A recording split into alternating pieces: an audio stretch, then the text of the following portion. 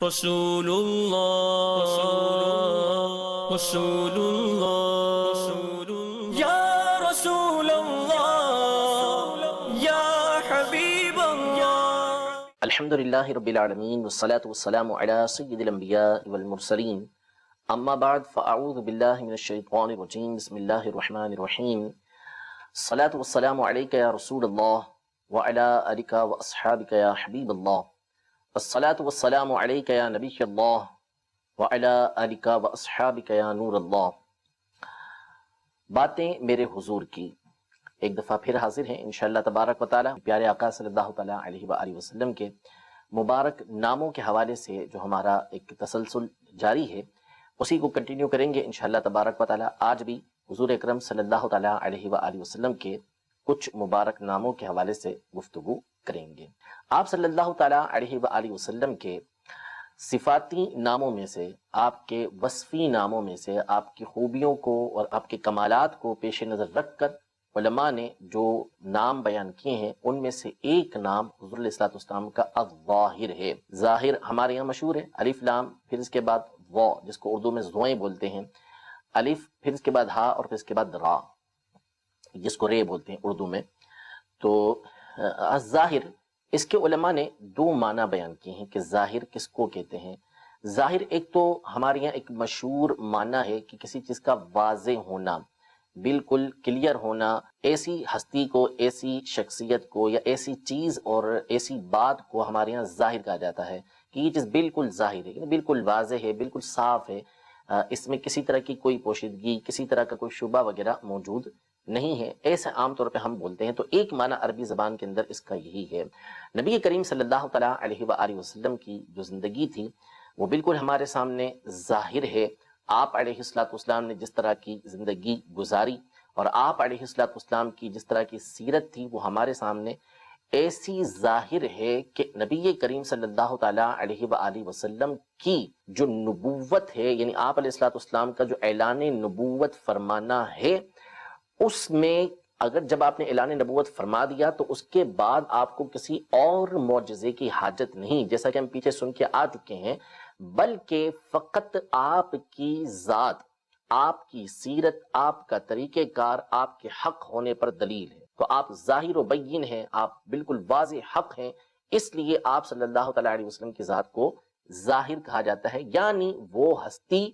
کہ جس کی سیرت بالکل ظاہر ہو، جس کے دلائل یعنی جو وہ دعویٰ کر رہے ہیں، چاہے وہ نبوت کا دعویٰ ہو چاہے کسی اور بات کا دعویٰ ہو، اس پر ان کی جو سیرت ہے، ان کی جو باتیں ہیں وہ بالکل ظاہر ہیں، دلالت کرنے والی ہیں، رہنمائی کرنے والی ہیں۔ ایک معنی علماء نے الظاہر کا یہ بیان کیا۔ دوسرا معنی اس کا، یہ قرآن پاک میں بھی کئی مقام پر اس طرح ظہر کا لفظ یہ موجود ہے، جس کے معنی ہوتے ہیں غالب آنا،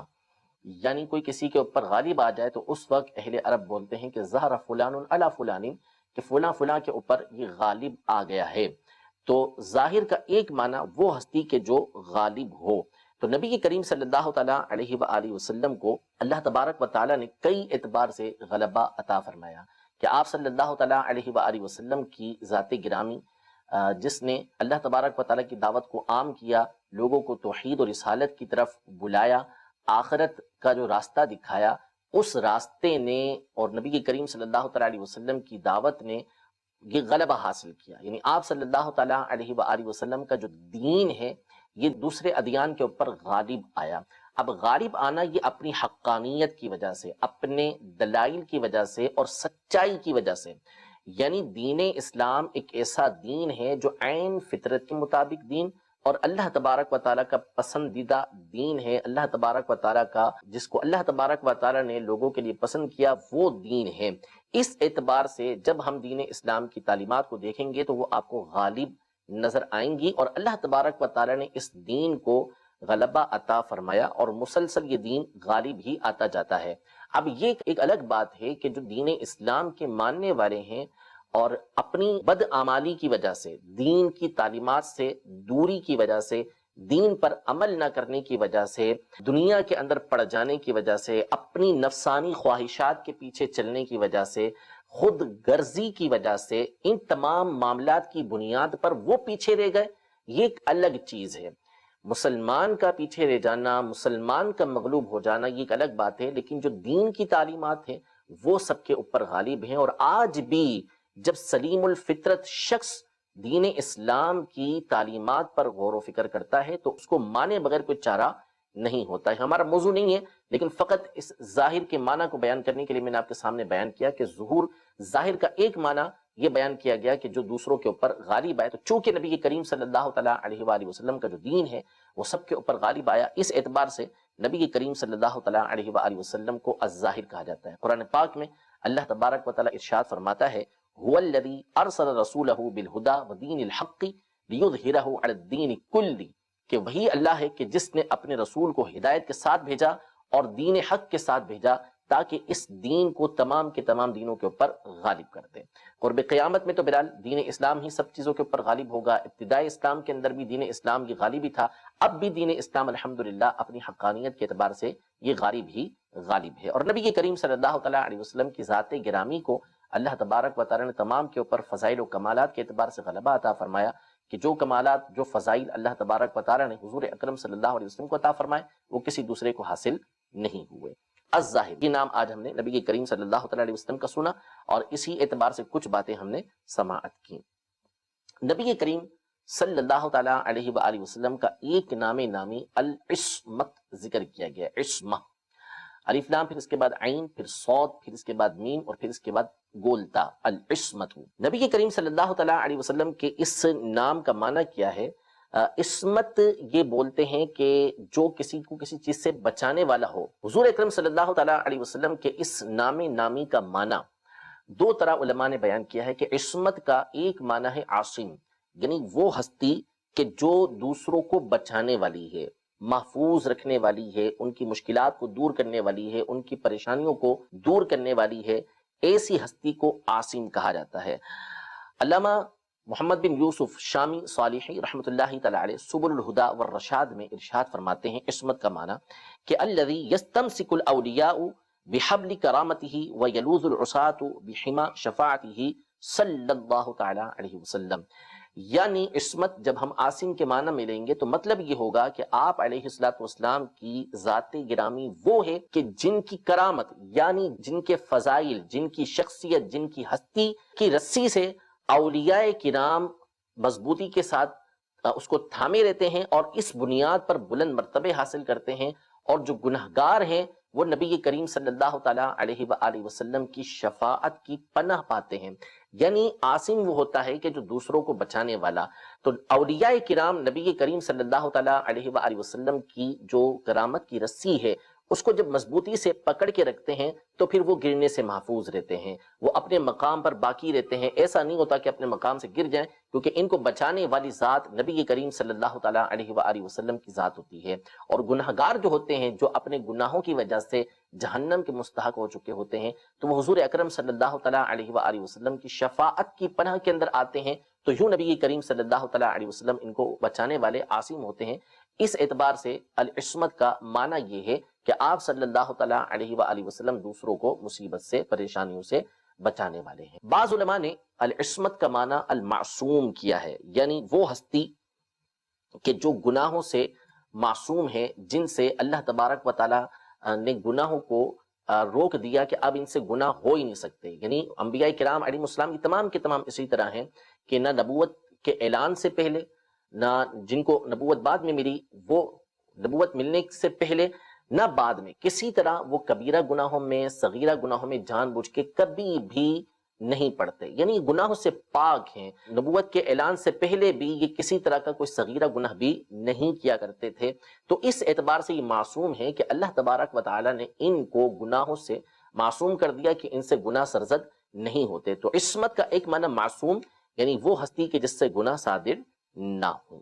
حضور اکرم صلی اللہ تعالیٰ علیہ وآلہ وسلم کا ایک اور مبارک نام العماد کے نام سے، جو ہمارے یہاں عام طور پہ عماد مشہور ہے، یعنی الف لام یہ عربی کے اعتبار سے لگایا گیا اس کو معرفہ کرنے کے لیے۔ العماد، عماد ویسے یہ ستون کو بھی بولتے ہیں، عماد اس چیز کو بولتے ہیں کہ جس سے سہارا لیا جائے، جو کسی کے لیے ایک سہارے کا ذریعہ بنے، کہ جس سے ٹیک لگا لی جائے تو بندہ گرنے سے محفوظ رہتا ہے۔ جو بھی چیز بندے کو بچانے والی ہو ایسی چیز کو عماد بولا جاتا ہے، جس کے اوپر اعتماد کیا جاتا ہے۔ تو ستون کو بھی عماد بولتے ہیں، کیوں؟ اس لیے کہ وہ گرنے سے بندے کو محفوظ رکھتا ہے، عمارت کو محفوظ رکھتا ہے، اس لیے اس کو عماد کہا جاتا ہے۔ نبی کریم صلی اللہ تعالیٰ علیہ وآلہ وسلم کے لیے جب عماد کا لفظ استعمال ہوا تو اس کا معنی یہ کیا گیا کہ السید الذی یعتمد علیہ ویہرع فی الشدائد الیہ، یعنی نبی کریم صلی اللہ تعالیٰ علیہ وسلم وہ سردار ہیں، وہ آقا ہیں کہ یعتمد علیہ، جن کے اوپر اعتماد کیا جاتا ہے، اور آپ وہ ہستی ہیں کہ جب مشکلیں آتی ہیں، پریشانیاں آتی ہیں تو آپ کی طرف دوڑ کر جایا جاتا ہے۔ یعنی آپ صلی اللہ تعالیٰ علیہ وآلہ وسلم چونکہ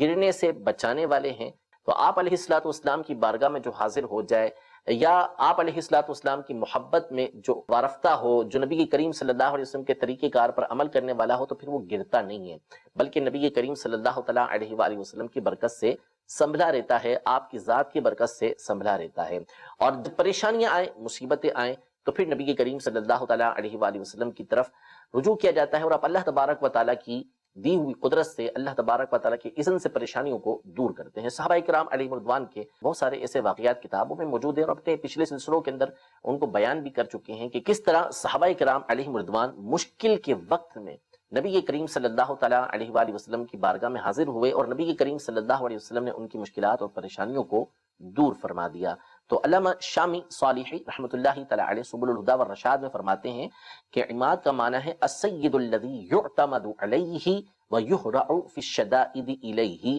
کہ سید وہ ذات کے جس کے اوپر اعتماد کیا جائے اور جس کی طرف شدائد کے اندر، مشکلات کے اندر رجوع کیا جائے۔ اچھا، اسی سے ملتا جلتا ویسے تو اور نام بھی مجھے ذکر کرنے ہیں، لیکن اس کے قریب قریب میں دو نام اور ذکر کرتا ہوں، کیونکہ بات چلی ہے نبی کریم صلی اللہ تعالیٰ علیہ وآلہ وسلم کے پاس مشکل وقت میں جاننے کی، حضور علیہ الصلوۃ والسلام سے التجائیں کرنے کی، اور آپ علیہ الصلوۃ والسلام کی مصیبتیں اور پریشانیاں دور کرنے کے اعتبار سے تو دو نام مزید سماعت فرمائے جو کئی ایک علماء نے اپنی کتابوں کے اندر ذکر کیے ہیں۔ سبل الہدی والرشاد میں علامہ محمد بن یوسف شامی صالحی رحمۃ اللہ تعالیٰ علیہ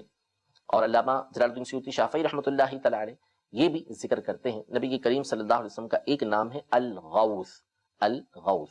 غوث کیا ہوتا ہے؟ النصیر الذی یستغاث بہ فی الشدائد والمہمات ویستعان بہ فی النوازل والملمات، یعنی غوث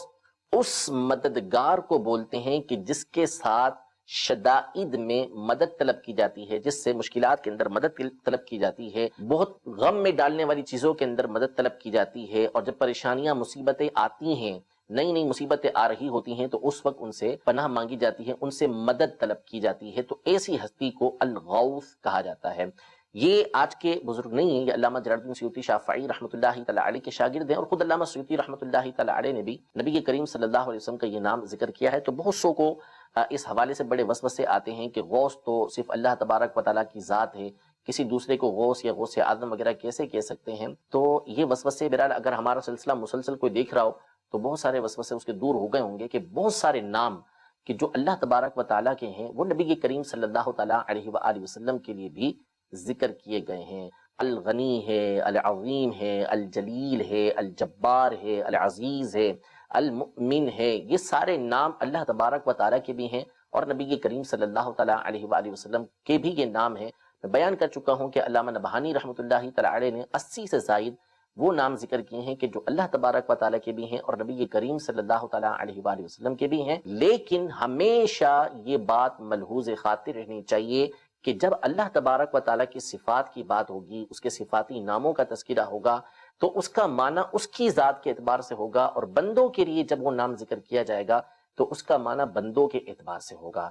المؤمن یہ بڑی واضح مثال ہے، اللہ تبارک و تعالیٰ کا بھی نام ہے، بندوں کا بھی نام ہے۔ الرؤوف الرحیم اللہ تبارک و تعالیٰ کے بھی نام ہے، قرآن پاک میں اللہ تبارک و تعالیٰ نے سورۃ التوبہ کے آخر میں حضور اکرم صلی اللہ تعالیٰ علیہ وسلم کو بھی رؤوف الرحیم فرمایا ہے۔ تو یہ ایک وسوسہ دور ہو جانا چاہیے کہ فقط نام کا مشترک ہونا یہ اس بات کی دلیل نہیں ہوتا کہ وہ چیز کفر و شرک کی طرف لے جانے والی ہو۔ ہاں بعض نام ہیں جو اللہ تبارک و تعالیٰ کے ساتھ ہی خاص ہیں، وہ دوسروں کے اندر ہو ہی نہیں سکتے، جیسے اللہ، یہ نام ہے، یہ اللہ تبارک و تعالیٰ کا ہے، کسی دوسرے کو اللہ نہیں بول سکتے کہ وہی معبود ہے، کوئی دوسرا معبود ہو ہی نہیں سکتا۔ لیکن بہرحال بہت سارے نام وہ ہیں کہ جو قرآن مجید فرقان حمید میں اللہ تبارک و تعالی نے اپنے لیے بھی ذکر کیے ہیں اور لوگوں کے لیے بھی ذکر کیے ہیں، بالخصوص نبی کی کریم صلی اللہ تعالی علیہ وسلم کے لیے۔ تو یہ جو الغوث کا لفظ ہے، یہ اللہ تبارک و تعالیٰ کو جب ہم غوث بولیں گے تو اس کا مطلب ہوگا کہ حقیقی مدد کرنے والا۔ ویسے تو اللہ تعالیٰ کے لیے غوث کا لفظ استعمال نہیں کیا جاتا، اللہ تبارک و تعالیٰ یہ قادر ہے، اللہ تبارک و تعالیٰ وہ ذات ہے کہ جو مشکلات کو دور کرنے والی ہے، جو پریشانیوں کو دور کرنے والی ہے، اور حقیقی طور پہ وہی دور کرتا ہے، دوسرا کوئی دور نہیں کرتا۔ لیکن جب اللہ کے علاوہ کسی اور کے اوپر ہم اس طرح کا لفظ بولیں گے کہ وہ غوث ہے، وہ مددگار ہے، تو اس کا مطلب یہ ہوتا ہے کہ وہ اللہ تبارک و تعالیٰ کی دی ہوئی قدرت سے، اللہ تبارک و تعالیٰ کی دی ہوئی طاقت سے، اس کے اذن سے، اس کی اجازت سے یہ مصیبتیں اور پریشانیاں دور کر رہے ہوتے ہیں۔